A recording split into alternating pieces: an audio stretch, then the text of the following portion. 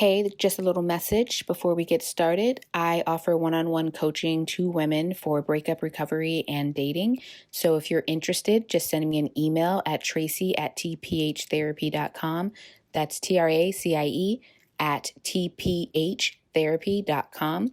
And let me know if you're interested and I can give you information. We can hop on a very brief call to see what your needs are, either around dating and or breakup recovery. And I'm really excited to help you on your journey.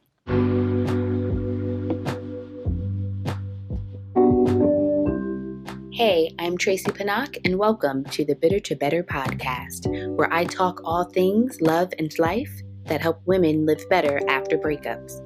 I'm glad you're here, and let's get into it.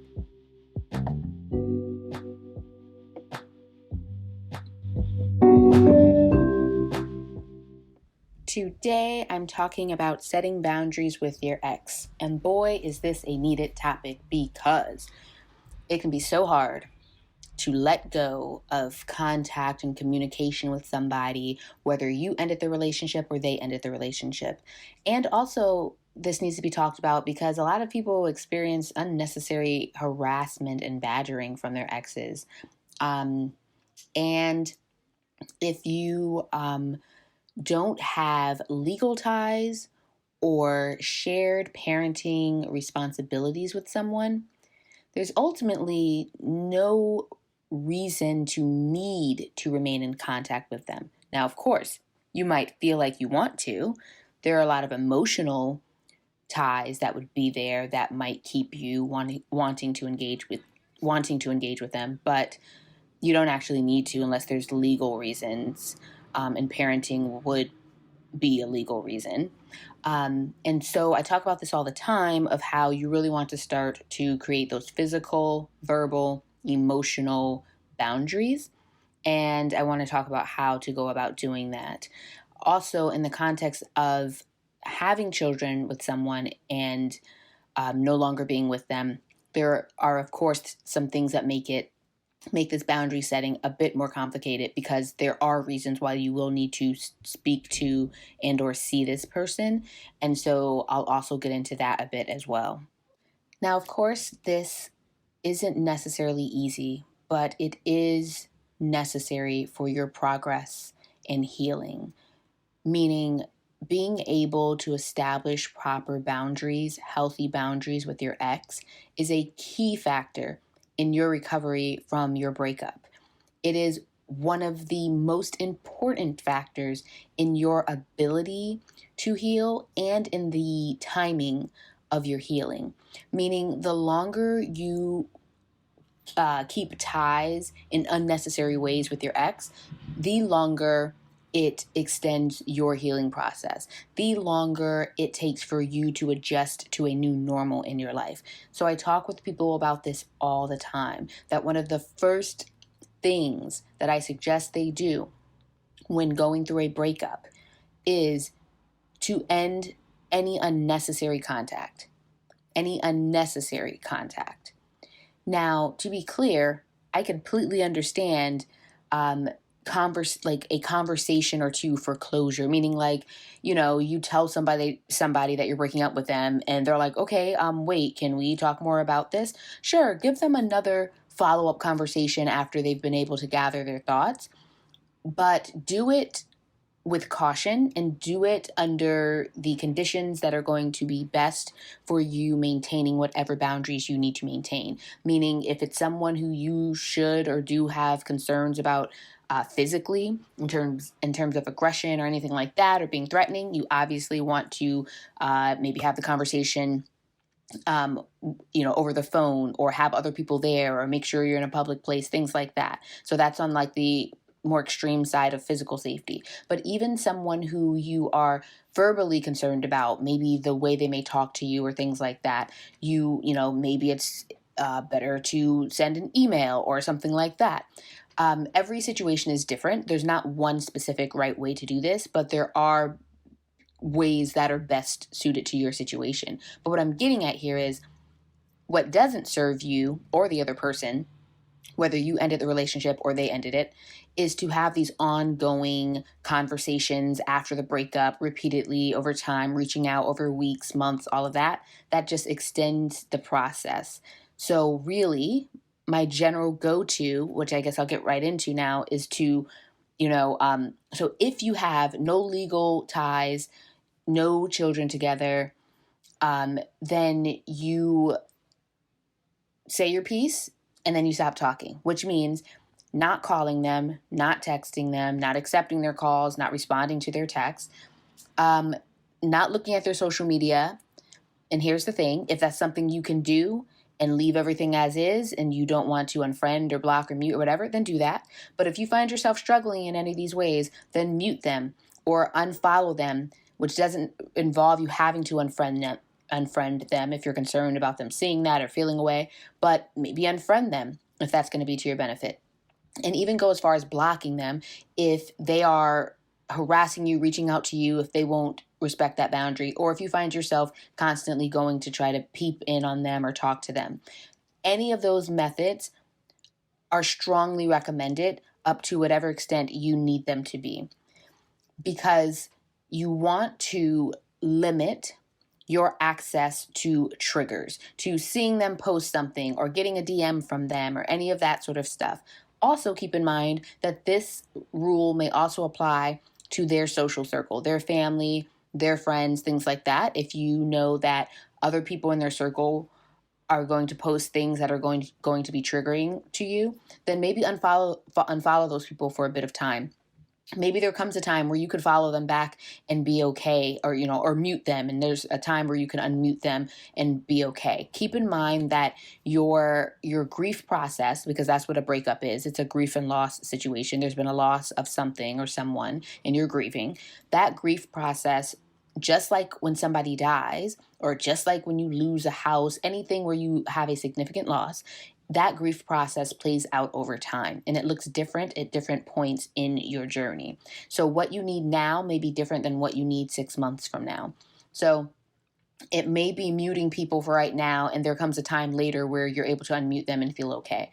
But what I'm saying here is the social media thing is just one of the first immediate things that needs to go. It needs to not be a part of your life anymore, to see what they're posting or to allow them access to DM you or any of that sort of stuff. If both people in the situation are keeping their distance when it comes to that, and you guys want to still follow each other and all of that, and you feel emotionally okay to do it, then great. But generally speaking, especially early on, it's usually not a bad idea to at least mute the person.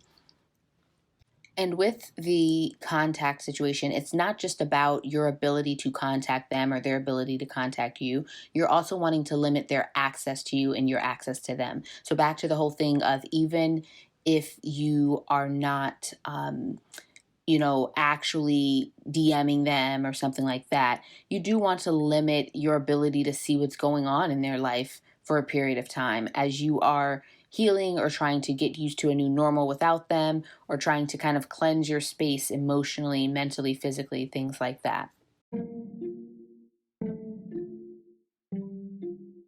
Do you like what you're hearing? Are you picking up what I'm putting down? Want to help the pod? If so, please know it's greatly appreciated, and I welcome you to support the Bitter to Better podcast however you can. Might I suggest a few options? First, please rate and review the show on Spotify, Apple Podcast, or whatever platform you choose. Next, how about sending this podcast to one friend who you know could use it? This way, she can't say you've never given her anything. If you're really riding with me, talk about the show on social media and tag me. I'm at Tracy Panak on Instagram. And lastly, if you ever use any products or services I mention in the pod, can you tell them Tracy Panak from the Bitter to Better podcast sent you? Please and thank you. Another thing worth noting is what to do when your ex is making the rounds in your social circle. What I mean here is them calling, reaching out to your best friend, your mom, your best friend's boyfriend, whoever, trying to get these people to talk to you about your breakup or your ex. In these situations, you may also need to give your people instructions, whether it's don't answer my ex's calls or attempts at contact, block my ex on whatever form of communication they may try to reach you on. Here's the line that you give them. Here's what you say to them if you do talk to them. It's kind of like having a PR team and having a script that you have people say, because ultimately this needs to be handled between you and your ex. And once you've had some finalizing or some final conversations, then the cutoff needs to happen. And so this can be a very common thing of them, calling up your people and, being like, oh, tell so-and-so this, that, and the third, or things like that. Or sometimes them not even directly telling people to tell you, but they know that those people will tell you, so they talk to them. And it's just not cool, quite frankly. So, of course, something that I guess I should have started with here, but is fairly obvious, you should have a boundary setting conversation with your ex, meaning you can say to them like, hey, don't contact my people, and here's what I'm expecting around communication between us. Those sort of things, yes, have an upfront conversation with somebody about those things to give them the opportunity to respect those boundaries without you having to do much. But obviously, if they don't respect those boundaries, these are things that you may have to do. Something else worth noting is our hesitation to cut off contact with an ex due to our concerns for their emotional and maybe even physical well-being.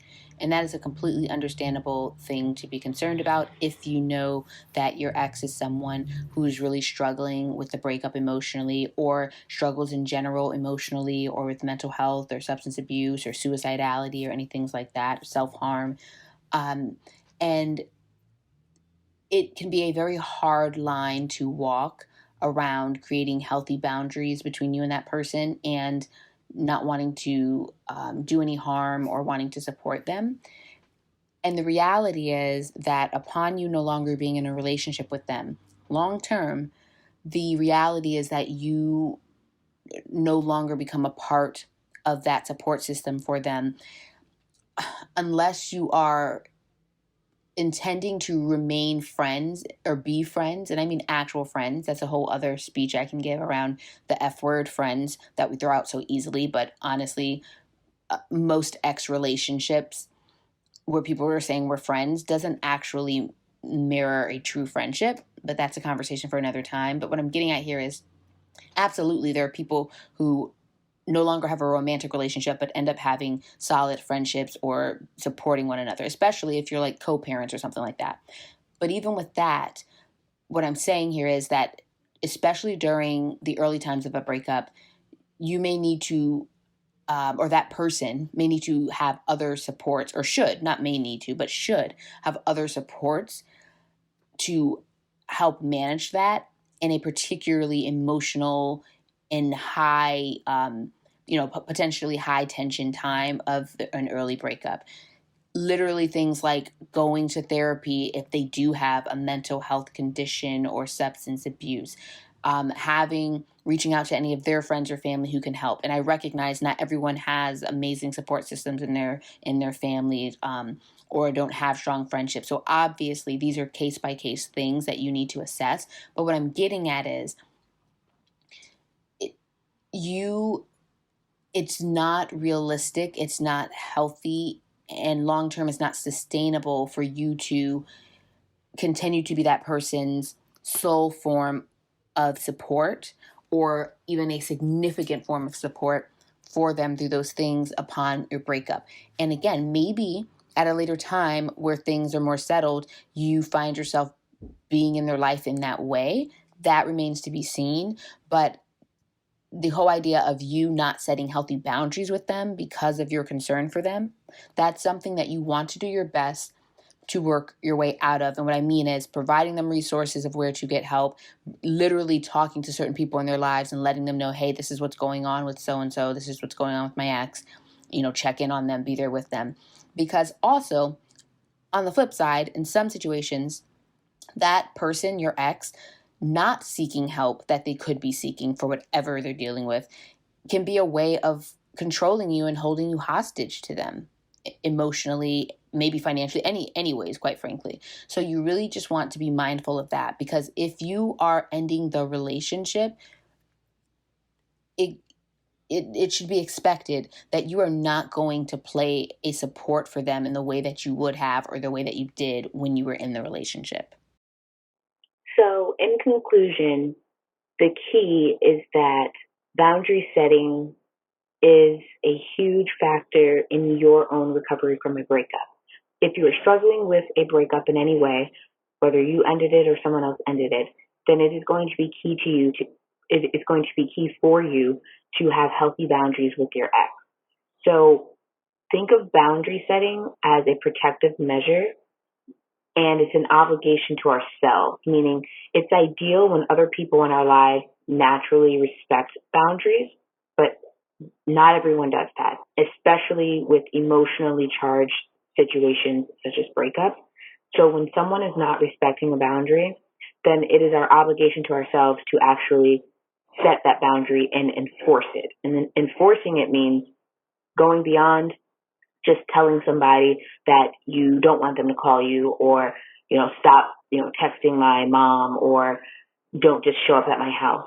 But it's also reminding them and showing them as well. Like, okay, well, if me asking you not to keep calling me is not something you're willing to respect, then I might have to take the act of blocking you. Or I might have to tell, my mom to just not respond to you at all. Or maybe it goes as far as legal action in situations where you feel it's warranted. But the idea is, don't let somebody else's boundary crossing hold you hostage.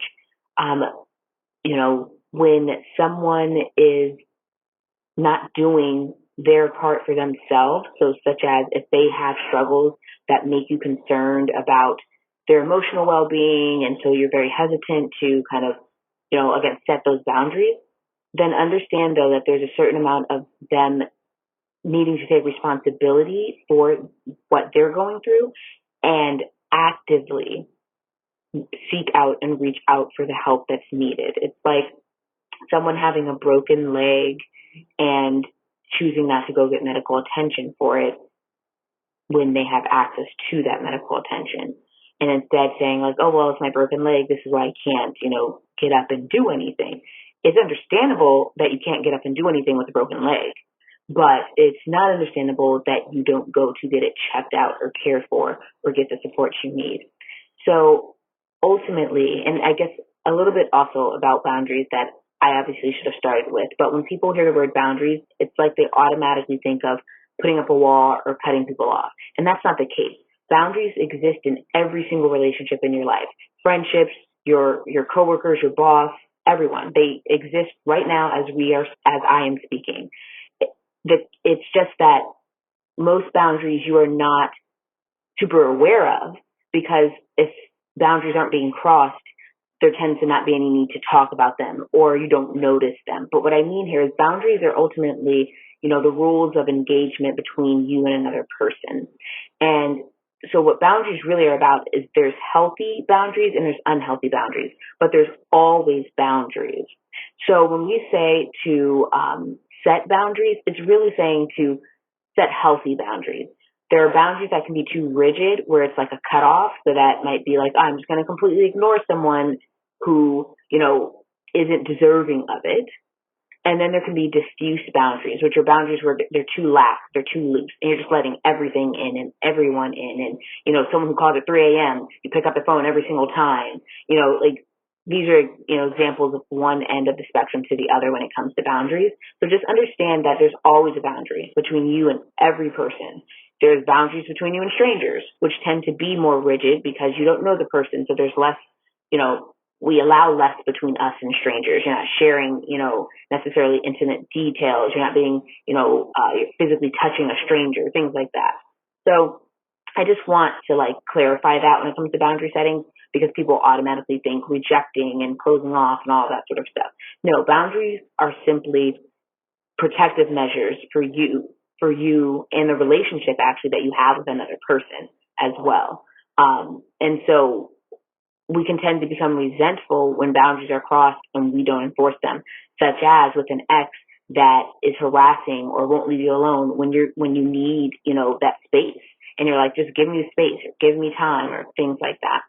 So I just want to put that side note in. Nonetheless, it is very important to set healthy boundaries with your ex.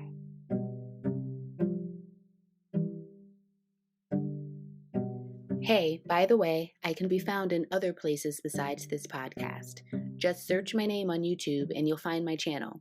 Subscribe for periodic how-to videos for dealing with breakups and mastering dating. That's right, I said mastering dating. It's a skill, ladies. I can also be found on Instagram at Tracy Panak. And lastly, I most encourage you to join my email list where you get breakup and dating support delivered to your inbox, in addition to getting the most exclusive access to my programs and coaching services. My email list subscribers are the first to know when my coaching programs launch and the only people to get discounts when they're offered. As always, I'm glad we got into it and looking forward to next time.